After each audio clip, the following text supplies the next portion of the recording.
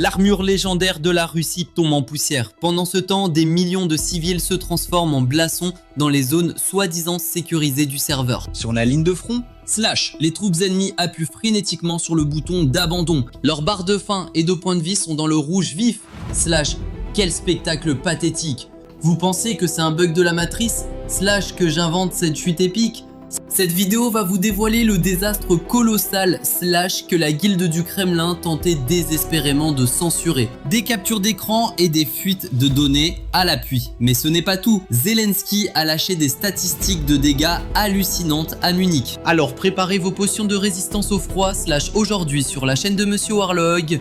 Nous allons disséquer la chute vertigineuse de cette armée Slash et leur plongeon brutal dans les ténèbres glaciales. Les statistiques font saigner les yeux, les images donnent la chair de poule. L'opération de démantèlement commence maintenant. Ne clignez pas des yeux, accrochez-vous à vos sièges car ce n'est absolument pas une blague. Les rapports de combat et les alertes système s'affolent. Slash, le gouverneur de Belgorod, Gladkov, transpire à grosses gouttes devant son micro. Son réseau d'énergie a atteint le seuil critique. On parle d'un scénario de destruction digne d'une fin du monde. L'infrastructure a mangé tellement de coups critiques que les habitants n'auront plus le bœuf de chauffage avant la fin du mois d'avril. Mes chers spectateurs, oubliez l'excuse du petit bug technique ou de la simple maintenance de serveur de routine. Nous assistons en direct à un empire de pacotille Slash qui sacrifie des millions de ses propres PNJ dans un tombeau de glace. Le temps s'est littéralement figé à Belgorod Slash, la prétendue forteresse impénétrable du boss final.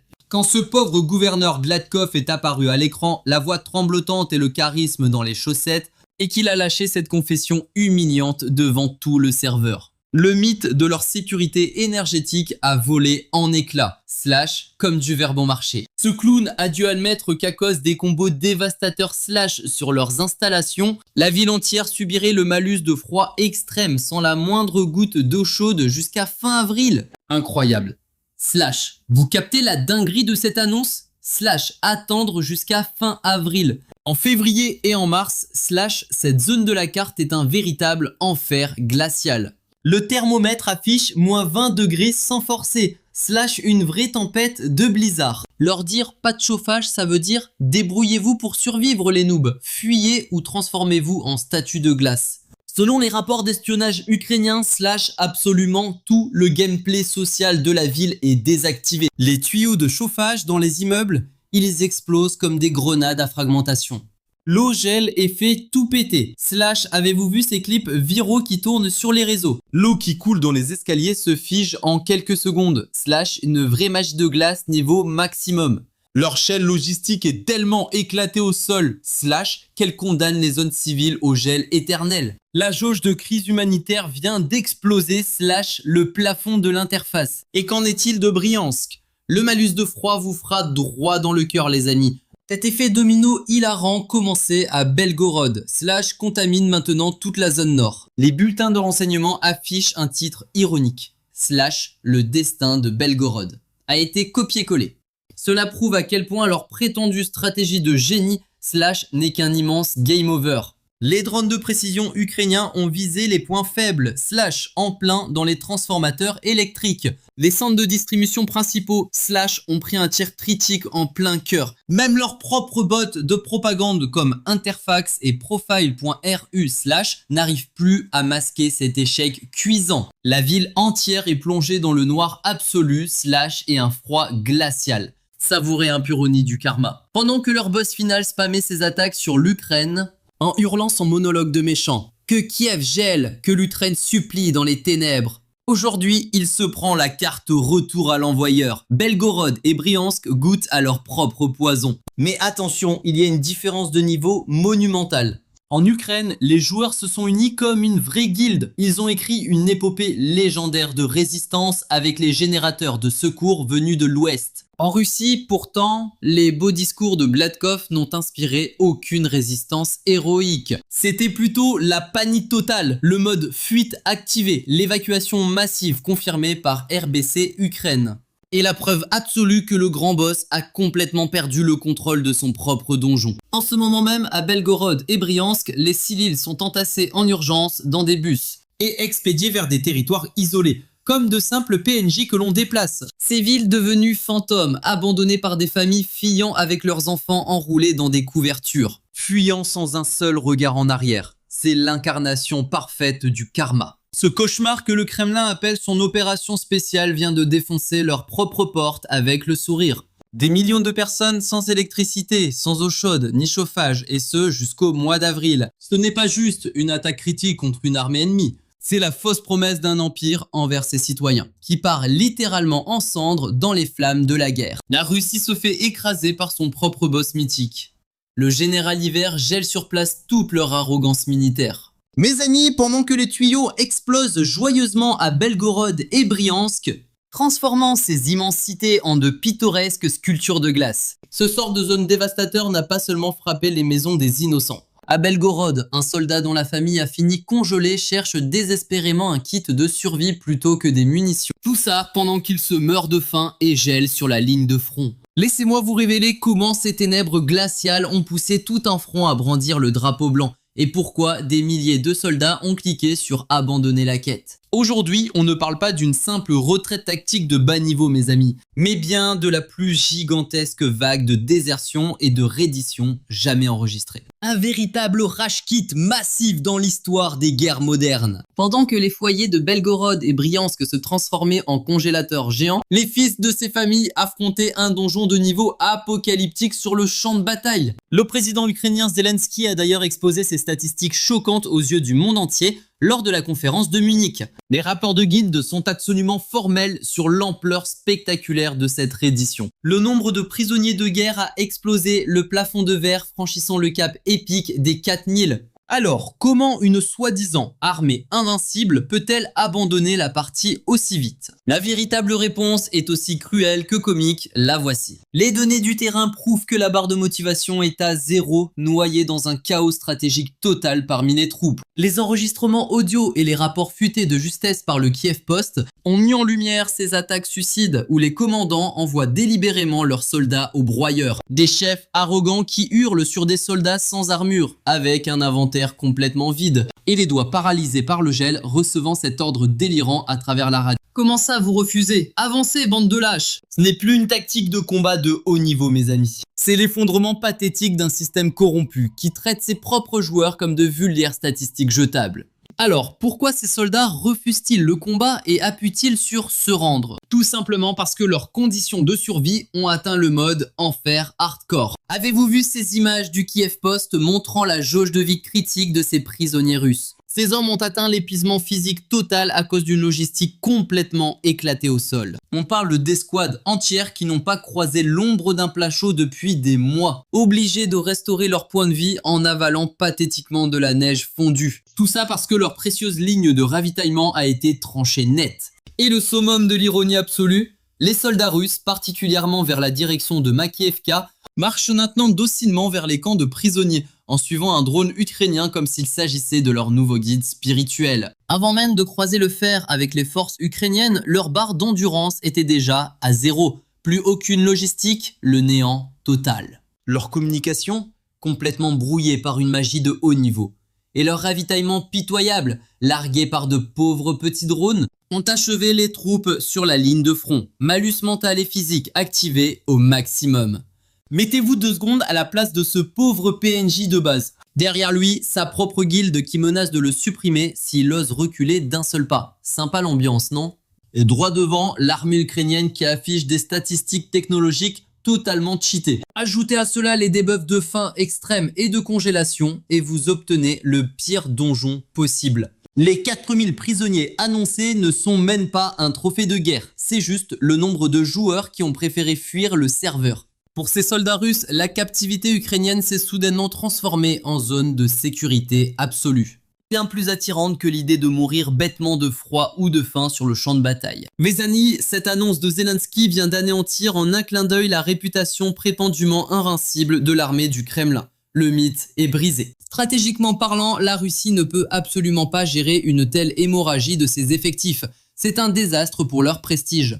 Car ces 4000 déserteurs vont contaminer l'esprit des nouveaux arrivants. Dès demain, ils vont tous se demander « Mais pourquoi on va se sacrifier au fait ?» À ce stade, leur inventaire contient plus de drapeaux blancs que de munitions. C'est presque comique. Et le pire, cette désintégration totale n'est que la partie émergée d'un effondrement monumental. Une onde de choc qui se propage des rues glaciales de Belgorod jusqu'aux lignes de front écarlates. Rendez-vous compte, les soldats russes en première ligne, avec leur corps squelettique vidé de toute énergie, lèvent simplement les mains au ciel en signe de soumission totale. Ils marchent docilement derrière les drones ukrainiens, guidés vers les camps de prisonniers comme des monstres apprivoisés. Pendant ce temps, l'immense empire qu'ils laissent derrière eux subit un véritable game over silencieux et impitoyable. Et ça ne touche pas que l'armée. Le cœur civil de la Russie vient carrément d'arrêter de battre. L'écran de jeu devient noir. Maintenant, préparez-vous pour la véritable révélation qui va vous retourner le cerveau. La chute de Belgorod est-elle la fin? Ou juste le premier maillon d'une énorme réaction en chaîne qui va effacer l'énergie de toutes leurs cartes?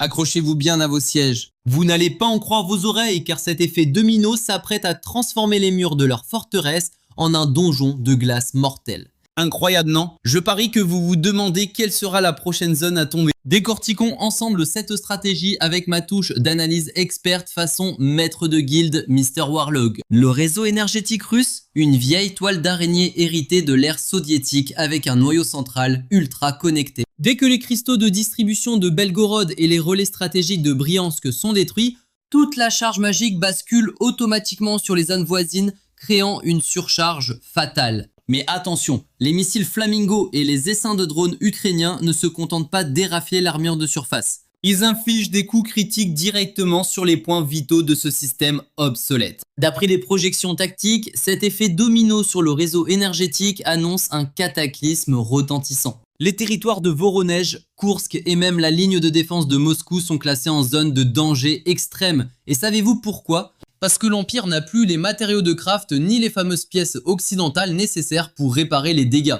Avec le départ brutal des marchands de classe mondiale comme Siemens et Schneider de leurs serveurs, chaque générateur qui explose devient une perte de points de vie totalement irréversible, un aller sans retour. L'évacuation massive annoncée à Belgorod n'est rien d'autre qu'un aveu de défaite pathétique. C'est un grand message clignotant qui dit « Zone irréparable, fuyez ce donjon immédiatement ». Maintenant, gardez votre souffle, voici le retournement de situation le plus dingue. Depuis 2022, ils ont spammé des milliers de missiles pour plonger le camp ukrainien dans les ténèbres absolues. Mais les Ukrainiens ont contré cette attaque avec une volonté en adamantium. Des milliers de générateurs légendaires venus de l'Ouest. Et des stations de chaleur mobiles. Et pendant ce temps, que subit la population russe face à ce retour de karma destructeur? Au lieu d'activer un bouclier de protection pour ses propres citoyens, leur propre souverain a préféré gaspiller tout l'or du royaume dans ce hachoir à viande infernal sur le front. Quel désastre absolu! Imaginez la scène, digne d'une comédie dramatique. Au moment même où une mère congelée de Belgorod pense à son fils, qui joue les squelettes affamés sur le champ de bataille, le compte à rebours de l'explosion sociale russe vient de démarrer.